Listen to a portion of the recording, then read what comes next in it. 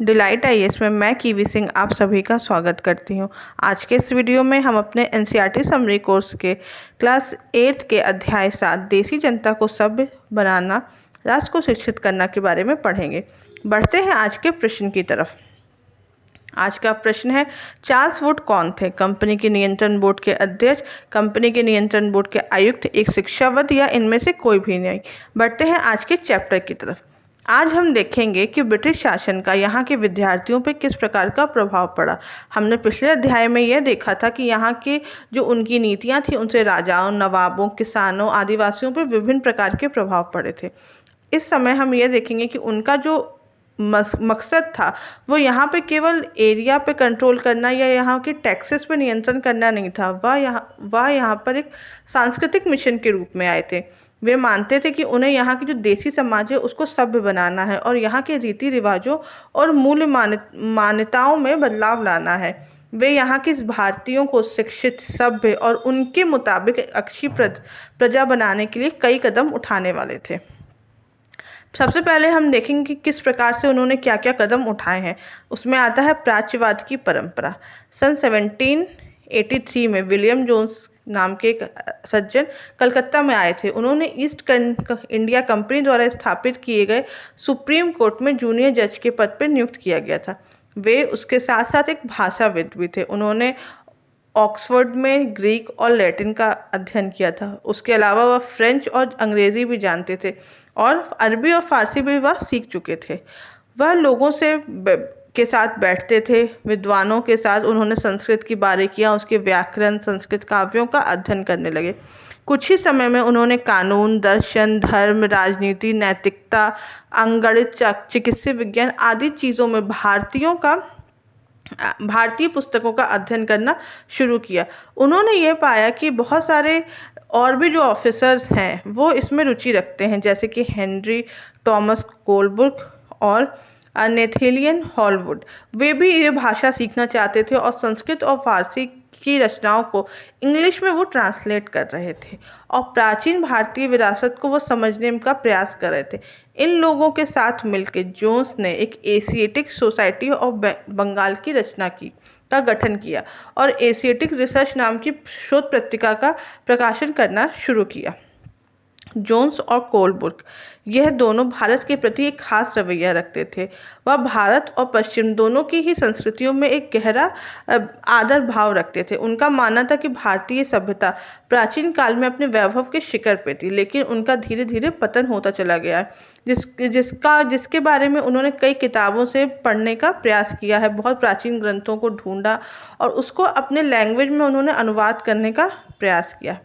उनके प्रयासों और विचारों से प्रभावित होकर कंपनी के बहुत सारे अधिकारियों ने अंग्रेजों को पश्चिमी ज्ञान के बजाय भारतीय ज्ञान को ही प्रोत्साहित देने का प्रयास किया। वे चाहते थे कि प्राचीन भारतीय ग्रंथों के अध्ययन को प्रोत्साहित किया जाए और उसके साथ साथ संस्कृत और फारसी के काव्य पढ़ाने के लिए भी संस्थानों की स्थापना की जाए।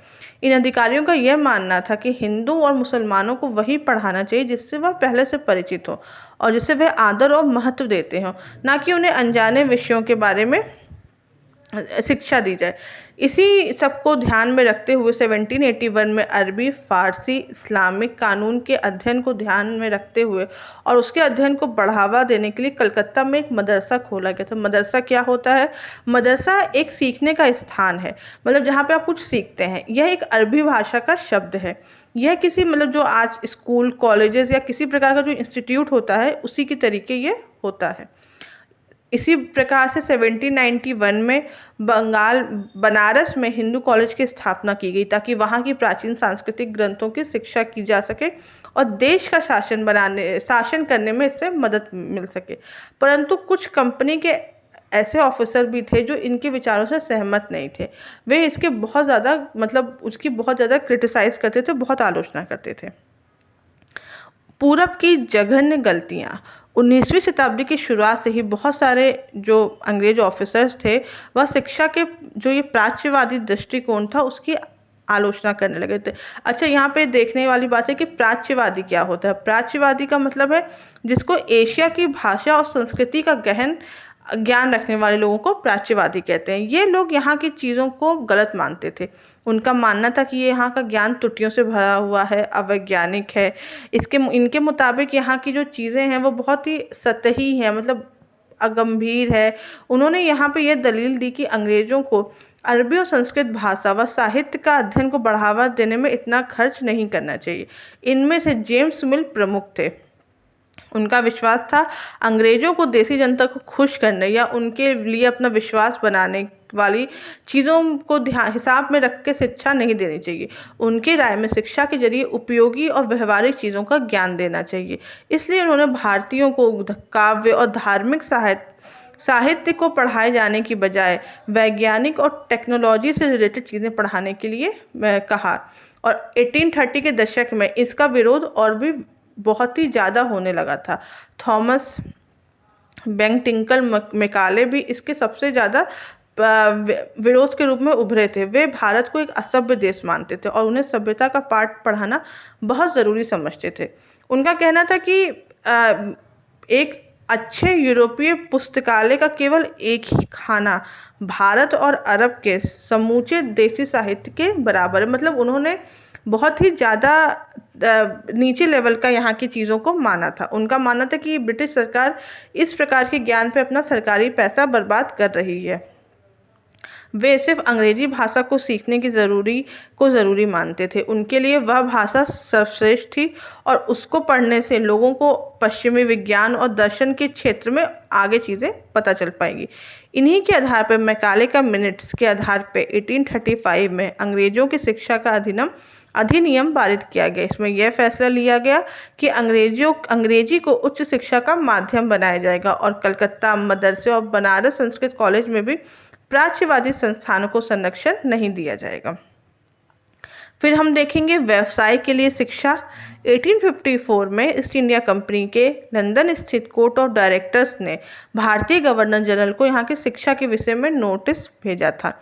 कंपनी के नियंत्रण मंडल के अध्यक्ष चार्ल्स वुड के नाम से यह जारी किया गया था, इसलिए इसे वुड्स डिस्पैच के नाम से जाना जाता है। इसमें यहाँ की शिक्षा के बारे में रूपरेखा को स्पष्ट करने के लिए कहा गया था। इस दस्तावेज में यूरोपीय शिक्षा को एक व्यवहारिक लाभ और आर्थिक क्षेत्र में उपयोगी चीज़ बनाया गया था। उनके हिसाब से कि इसके माध्यम से यहाँ के हमारे भारतीयों को व्यापार वाणिज्य के क्षेत्र में जानकारी मिलेगी और देश के संसाधनों का भी विकास हो पाएगा। अगर यहाँ उनका मानना था कि यूरोपीय जो लाइफस्टाइल है या जो उनकी चीज़ें हैं उनसे यहाँ के लोगों को अगर हम बताएंगे तो उनकी रुचियों और उनकी भी चीज़ों में बदलाव आएगा और ब्रिटिश वस्तुओं की मांग पैदा होगी, जिससे यूरोप में बनी चीज़ों को अपनाना और ख़रीदना आसान होगा। वुड्स के डिस्पैच में यह भी तर्क दिया गया कि यूरोपीय शिक्षा से भारतीयों का नैतिक मतलब उनकी मोरल वैल्यू या एथिकल वैल्यू में भी उत्थान आएगा। वे ज़्यादा सत्यवादी और ईमानदार बन जाएंगे और कंपनी में भरोसेमंद कर्मचारियों की कमी नहीं रहेगा। मतलब यहाँ पे लोगों को काम करने के लिए एक नीचे के लेवल पे काम करने के लिए उनको एक तरीके से जो लोग चाहिए थे वो यहाँ पर उन्हें आसानी से मिल जाएंगे। फिर हमने ये देखा कि 1854 के नीति पत्र जो ये था उसके तहत बहुत सारे कदम उठाए गए थे। बहुत सारे विभागों का गठन किया गया ताकि इस मामले में कुछ काम किया जाए। 1857 में जब विद्रोह हुआ था उस समय कलकत्ता मद्रास और मुंबई विश्वविद्यालयों की स्थापना की जा रही थी और स्कूल शिक्षा प्रणाली में भी काफ़ी ज़्यादा परिवर्तन किए जा रहे थे। फिर हम देखेंगे कि उस समय की स्थानीय पाठशालाओं का क्या हुआ। फिर अंग्रेज़ों से पहले जिस टाइम कैसे बच्चे पढ़ते थे, किस तरीके से करते थे, उसके जब ये नई नीतियाँ आई थी तो उसमें क्या डिफरेंस आया या क्या बदलाव आया। 1830 में स्कॉटलैंड से आए एक जो ईसाई धर्म का प्रचार करने वाले थे विलियम एडम, वह बंगाल और बिहार में आए। उन्होंने यहाँ का दौरा किया और उन्होंने यह पाया कि यहाँ पे 1 लाख से ज़्यादा पाठशालाएँ हैं। बहुत छोटी छोटी पाठशालाएँ हैं जिसमें बहुत कम नंबर में लोग पढ़ने आते हैं और ये जो पाठशालाएँ हैं वो मतलब यहाँ के लोगों और स्थानीय समुदाय द्वारा ही चलाई जा रही हैं। यहाँ का जो शिक्षा था वो काफ़ी लचीला था। यहाँ के स्कूलों में कुछ नियमित मतलब कोई एक निश्चित रूटीन नहीं था, किसी भी तरीके से कोई भी काम चल जाता था। यह जो प्रणाली थी वह काफ़ी स्थानीय आवश्यकताओं के लिए काफ़ी अनुकूल थी। मतलब यहाँ पे किसी भी तरीके से कैसे भी काम अपने अकॉर्डिंग लोग अपने खेती के अपनी क्या बोलते हैं उसको, अपनी मजदूरी के हिसाब से लोग अपना करते थे और उस हिसाब से आके पढ़ते थे। फिर इन्होंने नई दिनचर्या और नए नियम लाए। 19वीं शताब्दी के मध्य तक कंपनी का ध्यान रख के उच्च शिक्षा को बनाया गया। यहाँ की कंपनी ने स्थानीय पाठशालाओं के कामकाज में दखल नहीं दिया। मतलब जो लोअर चीज़ें थी उसमें ज़्यादा इन्होंने दखल नहीं दिया। 1854 के बाद कंपनी ने देसी शिक्षा व्यवस्था में सुधार लाने का प्रयास किया। कंपनी का मानना था कि इससे मौजूदा व्यवस्था में बदलाव करना बहुत ज़रूरी है। हमने देखेंगे कि इन्होंने क्या किया। इन्होंने सबसे पहले तो बहुत सारे पंडितों को सरकारी नौकरी पर रखा, क्योंकि अधिकतर जो पढ़ाने वाला काम था वह इन्हीं के जिम्मे में आता था। फिर यहाँ पे उन्होंने एक तरीके से एक पूरा सिस्टमेटिक वे तैयार किया था। इन्होंने जो वहाँ की जो पाठशालाएं थी उनको अनुदान मिलने लगे, सरकारी अनुदान मिलने लगे और तरह तरीके से काम होने लगा। यहाँ पे लोगों को अब वैसी स्वतंत्रता नहीं मिलती थी जो पहले मिलती थी। इसका यह नतीजा हुआ कि गरीब बच्चे अब पाठशालाओं में जाते थे, क्योंकि यहाँ की जो प्रणाली थी वह काफ़ी लचीली होती थी। लेकिन अब ये मांग हो गई कि बच्चे बिल्कुल नियमित रूप से आएँ। अब बच्चों को आना ज़रूरी होता था और अगर नहीं आ पाते तो इसे अनुशासन, मतलब उनके अगेंस्ट डिसिप्लिनरी एक्शन लिया जाता था। इसलिए बहुत सारे बच्चे पढ़ाई की तरफ से हटते चले गए। फिर हम देखेंगे राष्ट्रीय शिक्षा की कार्यसूची के बारे में।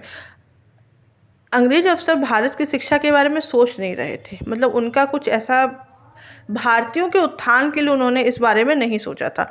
19वीं शताब्दी की शुरुआत से ही भारत के विभिन्न भागों में बहुत सारे विचारक जो थिंकर थे वो शिक्षा के प्रयास शिक्षा के में चेंज करने की कोशिश कर रहे थे।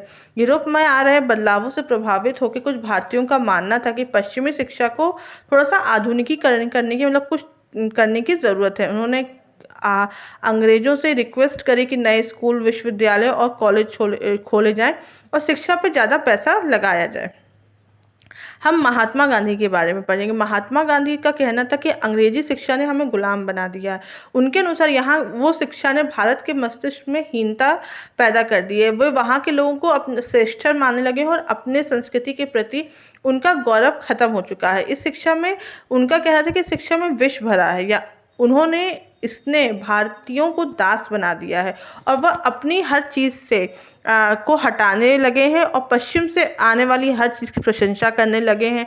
इस संस्थानों में पढ़ने वाले भारतीय जो भी थे वह ब्रिटिश शासन को पसंद करने लगे हैं। महात्मा गांधी एक ऐसी शिक्षा के पक्षधर थे जिसमें भारतीयों के भीतर प्रतिष्ठा और स्वाभिमान के भाव को पुनर्जीवित किया जाए। और साथ ही उनका मानना था कि भारत में शिक्षा भारतीय भाषा में देनी चाहिए, क्योंकि जिस भाषा में वह शिक्षा दे रहे थे वह भारतीयों को उनके सामाजिक परिवेश से काट रही थी और उन्हें अपनी ही भूमि से अजनबी बना रही थी।